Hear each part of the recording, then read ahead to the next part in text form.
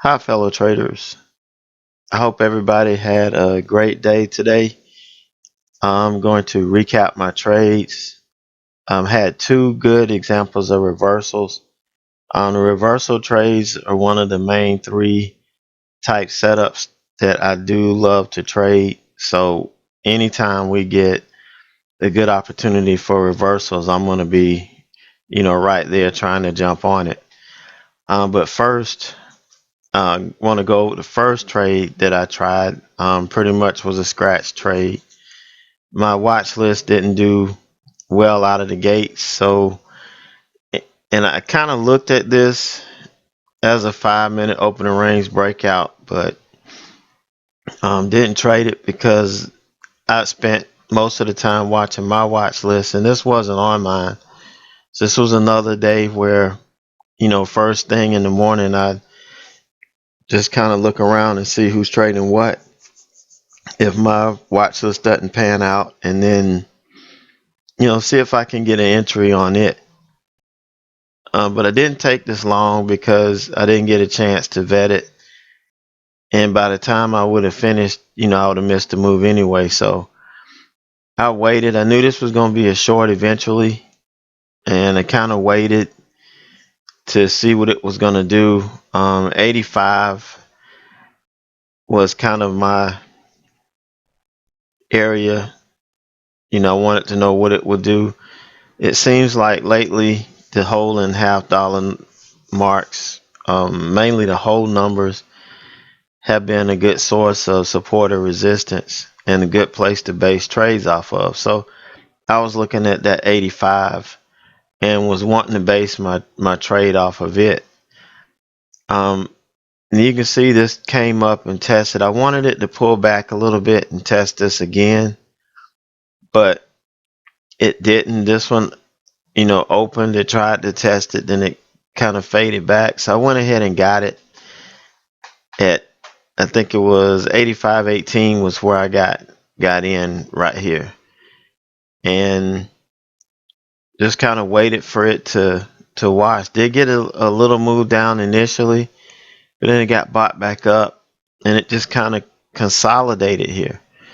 And normally when a stock consolidates, to me, that's a sign of strength. It's more than likely going to move up. This one didn't, obviously, but it was consolidating, and that was the main reason I got out. Even though this did work, and it did make the move. If it didn't make it, in a short amount of time, I was gonna stop and look elsewhere because having a small account, I had pretty much all my buying power locked up into one trade because I'm gonna trade one ticker at a time anyway. But if this thing sits and stays stagnant, then it pretty much ties me up for the morning and any opportunity I had to make a profit. So I went ahead and just took it off, even though it really didn't give me a signal other than it was consolidating. You know, it didn't give me a real signal to exit. It was just I was ready to move on. So that was LLY. And usually in the morning, once everything dies down, I start looking for reversals. And DAL hit our reversal scanner, so I pulled it up. Love the way this thing was washing out. Normally when it washes out this quick and you've got that steep of a drop, you're going to get a nice pop back up. And that's why this was, I really liked this when I saw it. And also, and kind of what I told you yesterday, if you know one stock and you know what sector it's in, then you can just kind of pull up some of the other ones and check to see what they look like. So I was looking at let's see, LUV, which is Southwest. That's another airline, and you can see pretty much the same chart. You got the big wash from the open, and then a nice reversal back. AAL, American Airlines,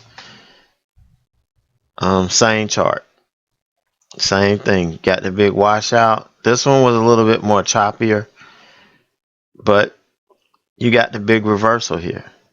Back up past yesterday's close. So I felt pretty good about DAL. Found some levels that I could try to base my trade off of. And I always like to use levels of support or resistance. This one I really like because I think this one was around 47, 17, 18, somewhere in there. It was close to 47. So even if it washed or it pushed through this a little bit, I was going to try to base it off 47. So I like basing it off of the whole numbers. Or if you get something that pops below it real quick and then comes back and sets lower day, I'm going to base my stop on lower day. So this was an entry here, 47, 17, 47, 18. Risking off 47.04. A nice risk to reward ratio. You've got risking, a little over 20 cents for a potential gain to VWAP. I mean, that's excellent risk reward. So, get in here, risking off 47.04, makes a little move up to the 9. Really should have tried to take profit here because the 9 is going to be the first target where I like to take a quarter off. And that's how I manage my trades. I'm in this to make a living, to make money, to book profits. And I'm going to book profits on the way up. So this is a good, 40-cent move here, which is 2-to-1. My risk was around 20 cents. This is a 2-to-1 move. Take profit here. VWAP was going to be next. But really, this was going to be next. This area right here. But this candle pushed through it so fast, I just waited.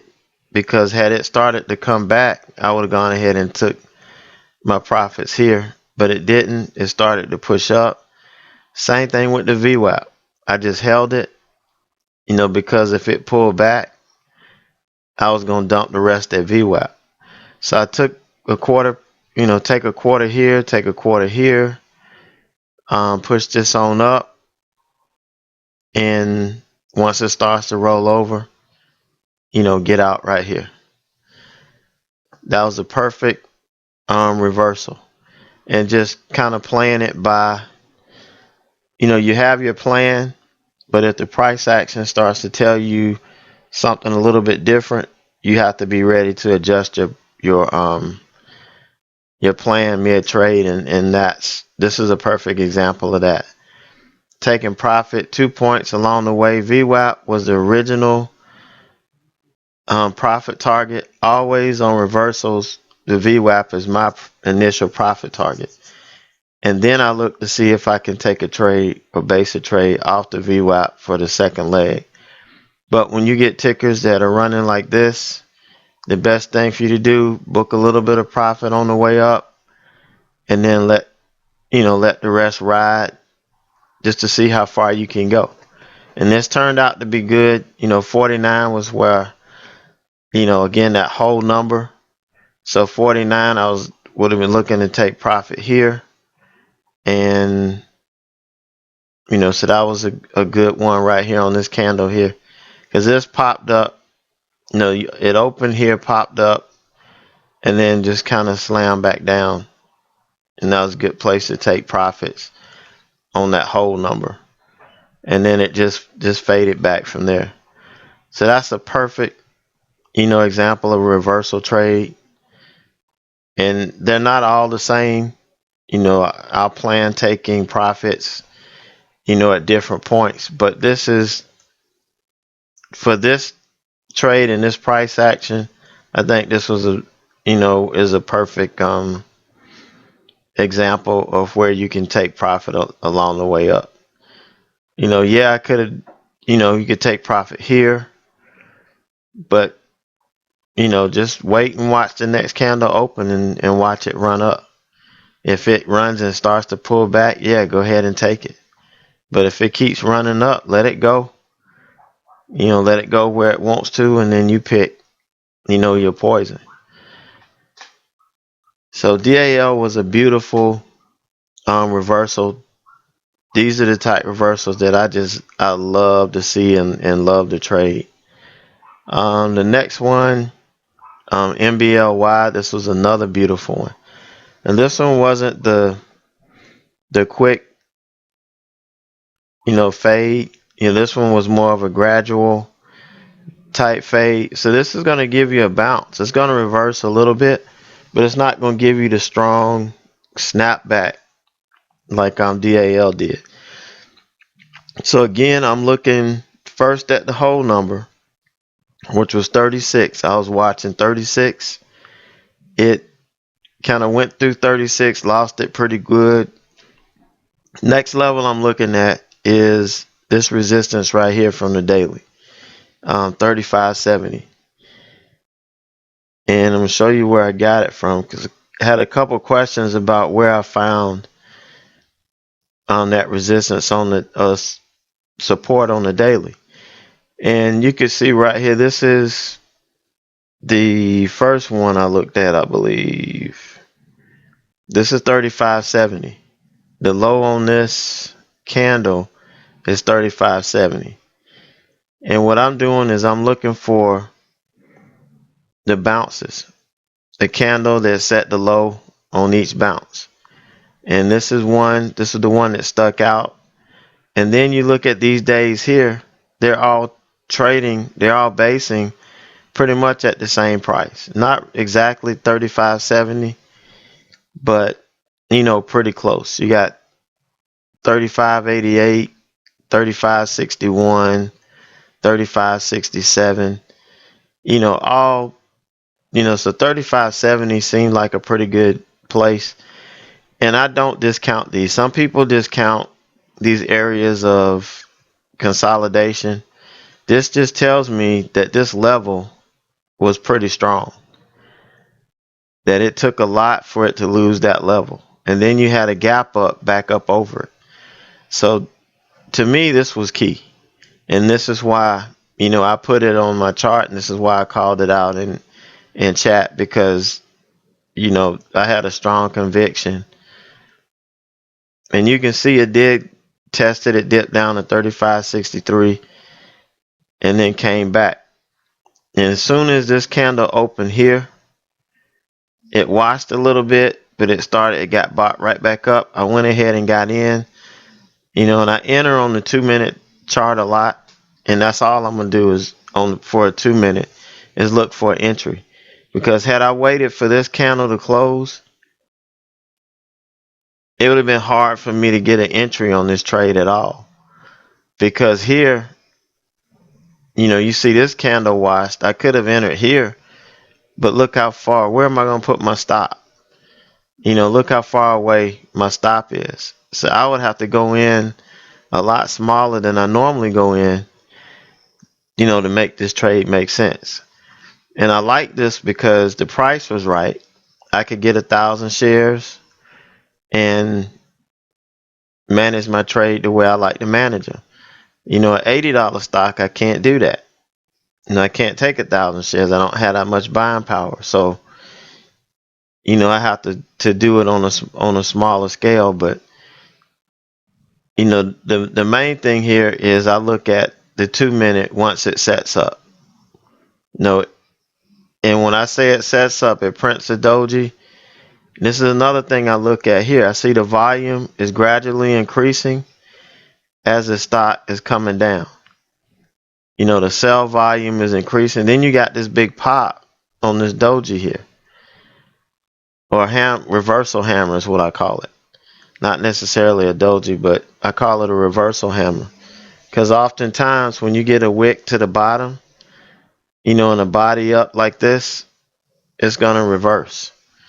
So opposite the way of the wick. So there was a lot of things, working for it. This was like the perfect storm in terms of a reversal. So I went ahead and got long here on this candle.